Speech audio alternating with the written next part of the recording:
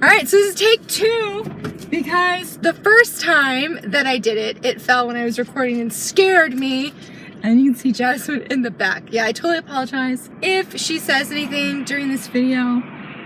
The first time she was actually like making loud noises to be in the video, I guess. Anyway, as I was saying, I was super excited about your video. I feel like my test here is not good. Like, I feel like I should have gone with the more expensive one and not the cheapy one. So, but we'll see how it holds up this time and sticking to my windshield, because right now I am not super impressed. So anyway, at least my nerves are gone, because when I recorded the first time, I was really nervous. It was more awkward than I expected it to be, like talking. Like, I don't know, I do it in the car sometimes where I'll just pretend to be talking, like in my head, not out loud, but I'll pretend to be talking and I'll be fine. But then like actually knowing I'm on camera made it slightly different. So we're just gonna see what happens. But I really, really liked your video a lot. I felt like I had little sparkles and stars in my eyes as I watched. I found your process and why you write fantasy, and I think you made the comment of think magical, it's better than life. And I thought that really, really fascinating, because I mean, I've written some fantasy, and besides probably my earlier stuff that I've written, I feel like the fantasy elements now always have like some underlying meaning into the story. Like, I need it to have a purpose and a meaning of something. I don't know why that is, but it's just like, I don't know, just all of my recent stuff, except for maybe I should have worn a costume. I don't know if there's meaning in that one. I don't really know what it is. I just wanted my main character, Roberto, to go into a bookish world. Like, that's all I knew that I wanted. So, besides that cool fantasy aspect, I feel like a lot of my other stories have the fantasy has a deeper meaning than what it appears to be.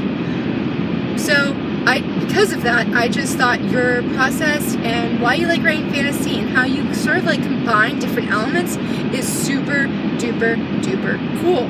And when you were sharing about your book too, about like being a little nervous that people might not enjoy it, or it might not be what they expect, I think is what you mentioned.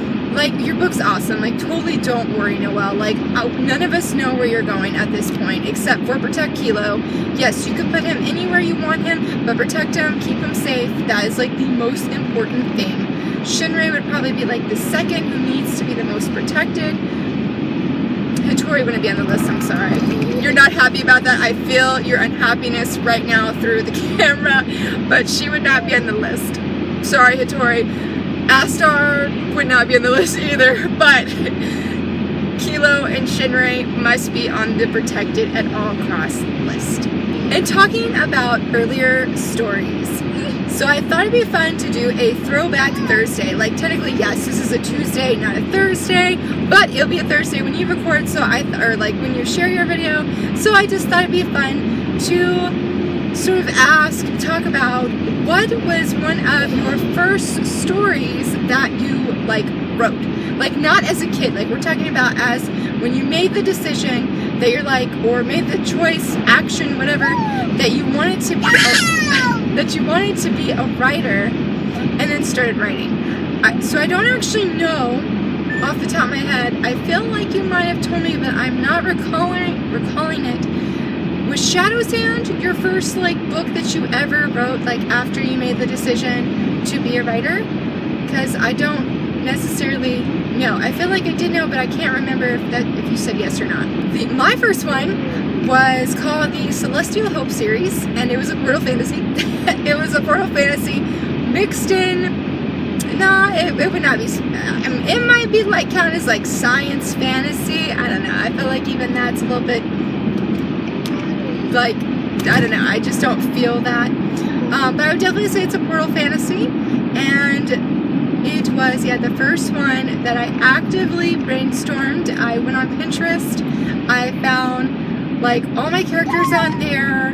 And it was about a young woman whose name was Paige. And she lives in California. She was a horse jumper. And she was doing it professionally, and she was about to be graduating, and she was sort of like in limbo of did she want to do horse jumping professionally? Her parents were divorced and she had the choice to go live with her mom in Florida, stay with her dad, and do professional horse jumping since he runs a family horse breeding business. Or is she, going to go to college and do something like altogether different? Well, when she's sort of like deciding and not sure what she wants to do, she goes down to the beach where she lives, and I think it was like Glass Beach was the name of it, and she finds a glowing stone. And the stone takes her to Deneb, which is a super cool star. It is an actual star name, but I obviously made up the world thanks to the help of Hong. And it is a really cool fantasy world. I can say was probably one of the funnest word building I've done for a story. I really loved my villain, Queen Chara. She is like probably one of my favorite characters I've brainstormed. She's just a really good villain, and I really, really hope that when Lord willing I write Kinryu's story, I hope that she is Kinryu's ultimate villain, because I feel like if anybody could give Kinryu a hard time, it's gonna be Queen Chara. She is has no remorse for her actions whatsoever, and she can just kick butt, and I just absolutely love her. And even when we brainstormed, because it was gonna be a trilogy, when we brainstormed how she dies, she had no regret whatsoever, and that's the worst best villain that I can think of, because there is another villain in Kuroko's Basketball. I cannot stand him. I loathe him so incredibly much. I see his picture and I get mad, and he purposely hurts people and does not feel any remorse. And of course he hurts the best character on the team. Well, maybe not the best, because Kagami is really amazing too, but the sweetest one. Why would you hurt him? And he's he just snaps, and then his teammates do his dirty work. Oh, I was so mad, Noelle. But anyway, Queen Chara has some of this dude's elements, which makes me happy because of how much I can't stand that guy. But Queen Chara was really, really cool, and the inspiration behind the Celestial Hope series was I wanted a main girl heroine that came to fall in love with the Prince Malik. I really love Prince Malik. He was such a special character.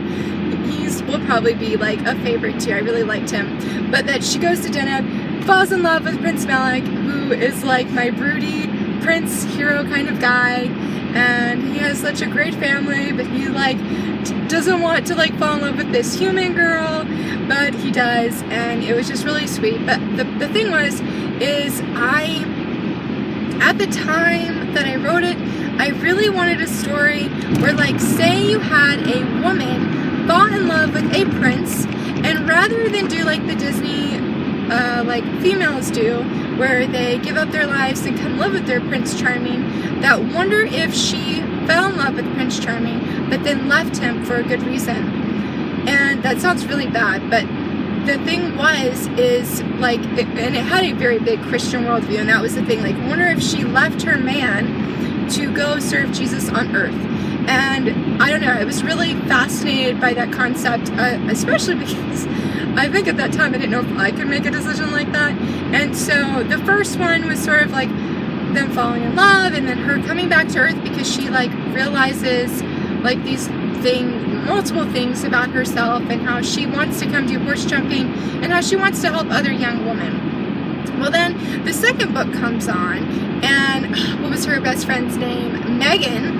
And Megan falls in love with a really cool guy. His name is Electra, I think was his name.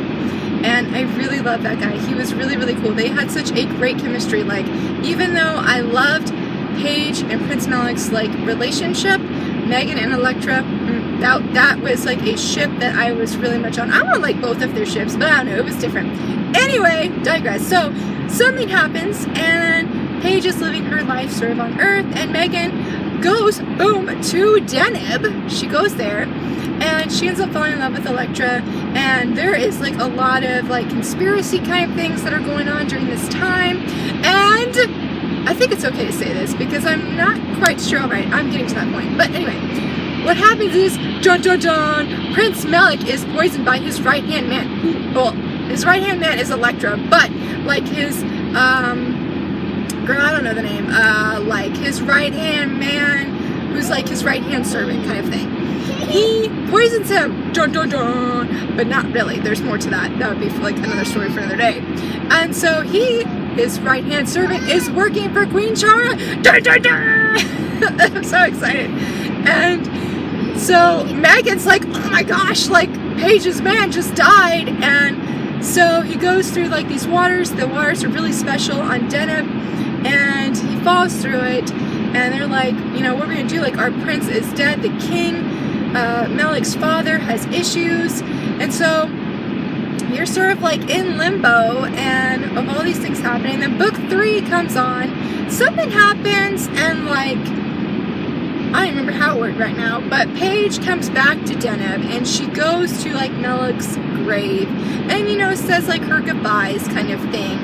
And anyway, yeah, it says her goodbyes kind of thing. And then long story short, Melek's younger brother, who was really cool, he's another really broody guy. I liked him a lot, and he falls in love with this other young woman who is sort of considered to be a traitor to her own people, but he loves her. He has such a heart of gold. Like, they had a really good, deep relationship. Like, I think of everybody, theirs was the deepest relationship. Sorry, I feel like I went over a bridge and it just like got super shaky. I forgot what I was saying. So yes, so he goes to fight Queen Chara, and Queen Chara actually ends up killing that right-hand servant dude, because she, like, long story short, she kills him. And Majaz was excited. Anyway, long story short, I just basically told you the whole 3 books. It's been a few years since I've thought about them. But in the 3rd book, in the end, Melek never really died, okay? He never fully died, and he ends up being with Paige on Earth, and they get there happily ever after. And I loved those characters a lot. I did a lot of intense world building. In fact, Hong helped me, and eventually I threw away my notes, and it took years, I think, for Hong to really not bring it up and get angry again that I did that. I still have the map of that world, and the reason I share all this is because I don't think I am going to be writing it. There's elements in there that I love, but I don't know, it's grown into something deeper, and it grew into what I called I think it was like my Galra love story is what I nicknamed it, or my Lotor love story, and I really, really love it. It is basically, it's another portal fantasy, but this one is like a portal fantasy / science fantasy, and the premise it was like Avatar: The Last Airbender meets Voltron was the whole premise of the, like, story kind of thing. And anyway, you have my main girl, and it opens up with her being your favorite thing, the chosen one, and it was based off of her hair color. There's like a prophecy kind of thing. Well, something happens, and she is like the last one of her kind of thing that has this certain magical ability, and she is going to be marrying the Galran prince, or he's not Galran, if I can say it, but he's not, you know, I saw him as Lotor, like a mashup of Lotor and Genos from One Punch Man. Okay, so, but that's how, anyway, that's just his nickname, because I don't remember his name off the top of my head. I can see the picture that I have, that I chose for him on Pinterest. He does not have white hair, but I cannot remember his name for nothing.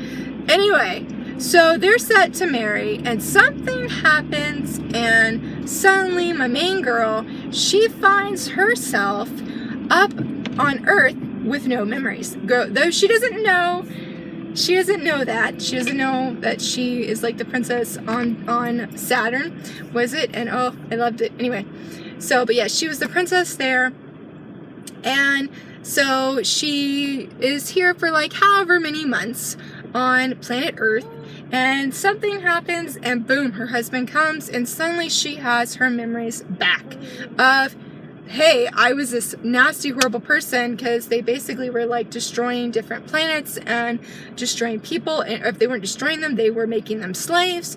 And when she was on planet Earth, basically she was invited to church, and she becomes a Christian, and she struggles with who she is now, from like who she was on planet Earth to who she was as a princess to this man on Saturn. But the thing is, she really does love her husband. Was very intrigued by a lot of it, because I feel like nobody knows what happened to my main girl.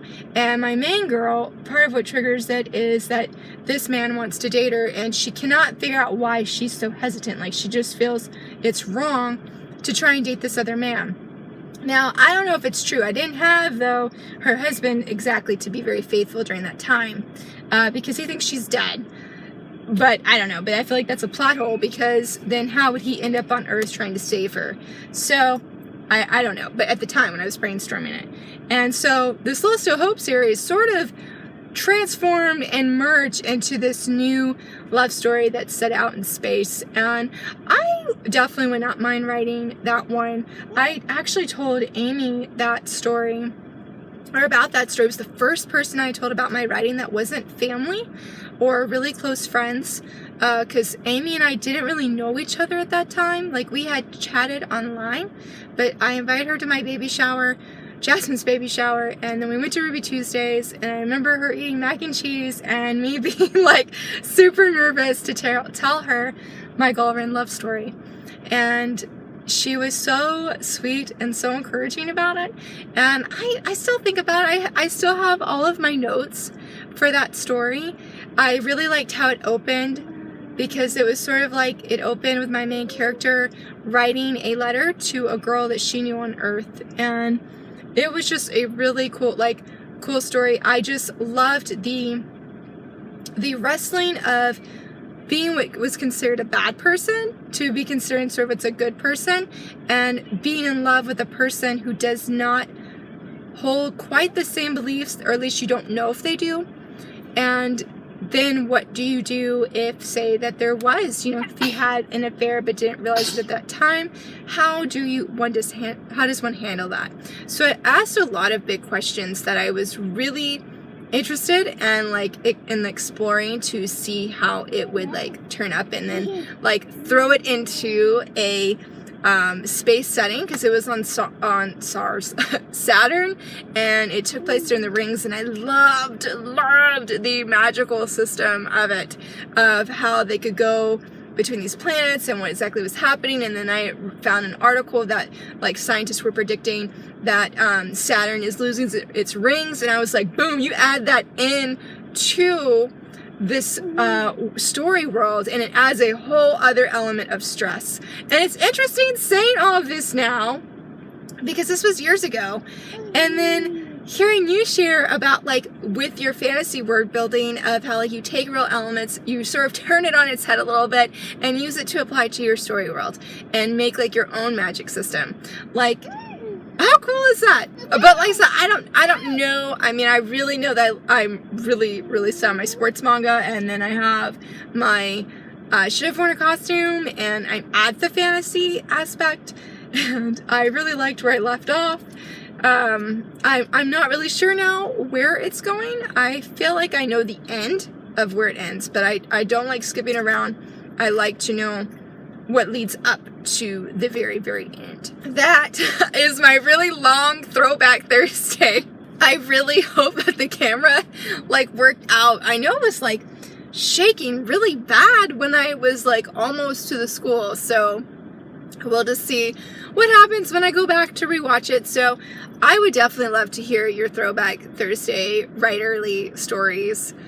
I am really excited that I feel like if I recorded this at home and tried to share about the Celestial Hope series, that I would have not been able to do it. I would have been too nervous to do it. And I just think because it's very brave to share about that story. I mean, especially since it was also very important to me, and it still is. I still love those characters, and when we go to the beach, there are definitely times I get some longing for those characters and that story world, because of the night aspect and the waves and the beach itself, because it played such a heavy role in that story. Very heavy role. And so I definitely think of Deneb a lot, and I don't know if Hong is very keen on me changing Deneb to fit my Galra love story kind of thing. Granted, I don't even see him as Galrin now, so that's definitely like changed, because sometimes some of my characters like will be a combination of like anime characters, and then they like, after getting to know them more, then they become like themselves and not like, I don't see an anime character in them kind of thing. I don't know if I've done that really. Yes, I have done that really recently. Who did I see? When I was working on my light novel, I saw my other dude. I saw him as Zoro, and I really struggled with that for a little bit, because I just kept seeing Zoro, and I'm like, he's not Zoro, but that's who I kept seeing. Anyway, that was like a longer ending kind of thing. But yeah, I would love to totally hear like any like fun stories that you had, or just like the fun musings of just you writing Xiao's hand for the first time and like thinking back, you know, just on those things. It's really cool. I did have another story idea too, but like this is already pushing 20 minutes, and I don't know if you want to hear that one, but it was a dystopian, and I really liked that. It was like, anyway, I said that was another story for another day. So yeah, I hope you have a great day, and I hope you enjoyed my mini excited ramblings. I really do hope you get to meet Queen Chara one day, though. Like, she is legit fired. Like, that girl is just... Usually I don't like villains like that, but Queen Chara's got it going for herself. She's got it going. So, yeah. So have a good day. Love you, and I will talk to you later. Bye!